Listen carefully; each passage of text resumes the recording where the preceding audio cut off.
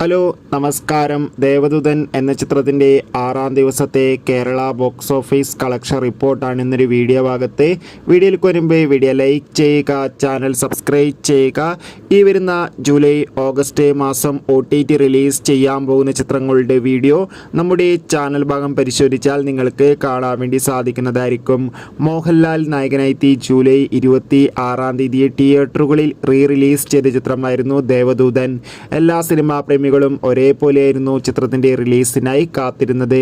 അങ്ങനെ കാത്തിരിപ്പിനൊടുവിൽ ചിത്രത്തിൻ്റെ 6ാം ദിവസത്തെ കേരള കളക്ഷൻ റിപ്പോർട്ടും പുറത്തുവന്നിരിക്കുകയാണ്.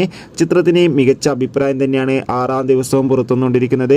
ചിത്രത്തിന് ഇന്ന് മാത്രം കേരളത്തിൽ നിന്ന് ഏകദേശം 20 ലക്ഷത്തിൻ്റെ അടുത്തെങ്കിലും കളക്ഷൻ ലഭിക്കുമെന്നാണ് ട്രാക്കിംഗ് റിപ്പോർട്ടുകൾ സൂചിപ്പിക്കുന്നത്. എന്തായാലും ദേവദൂതൻ എന്ന ചിത്രത്തിൻ്റെ കൂടുതൽ കളക്ഷൻ റിപ്പോർട്ടിനായി നമുക്ക് കാത്തിരിക്കാം. ചിത്രം കണ്ടവരുടെ അഭിപ്രായം കമൻറ്റ് ചെയ്യുക.